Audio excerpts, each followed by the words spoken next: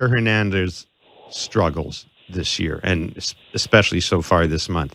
You think there's a chance that Raimel Tapia may get more playing time against right-handed pitching? I'm not sure the Blue Jays are at that point with Teoscar yet. Now, I do think Tapia.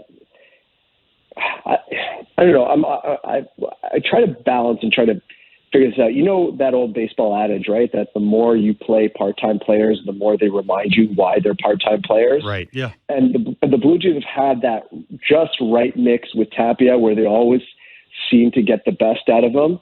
But the stretch earlier in the season when he had to play on a more regular basis, at that point you didn't feel as good about seeing him too much, right? And I think with Teoscar, it's just time. You see a lot of good at bats from him. You see a lot of hard contact not resulting in anything tangible. He needs a bit more runway because he can be a dominant force. We've seen him be a dominant force.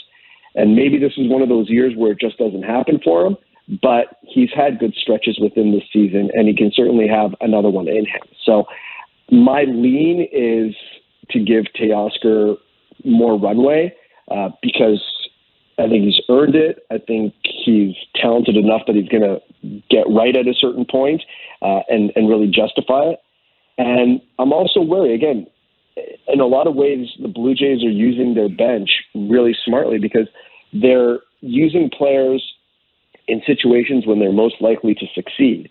And that's helping push up numbers and push up performances and ultimately creating discussions like It's odd, isn't it, that we don't, when I say we, I'm just in general, we don't give this bullpen as much credit I don't think so. as we should. I mean, I was thinking about this. I was talking to Ross Atkins about it last week. I almost felt like apologizing because, I mean, all kidding aside, look, we've said, right, every time we see the Jays play somebody, here comes somebody else throwing 100 and 101. And boy, wouldn't it be great to have one of those guys and yada, yada. Oh, and by the way, it's one of the best bullpens in baseball and has been now for probably the last 6 weeks, if not 2 months. And, it's really one of those sum of its parts things, isn't it?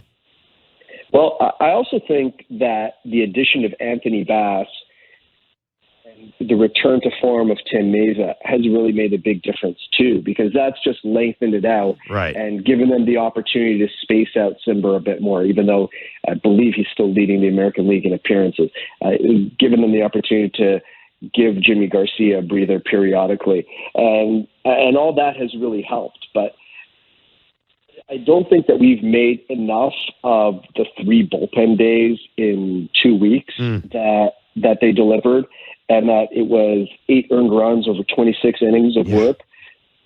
I mean, it's just tremendous stuff. And even more pivotal is that there hasn't been a hangover from that in the coming days where, guys are just so out of gas that they give up a bunch of runs and they can't go and games get away. So I really think the performance in recent weeks has been about as strong as you would like.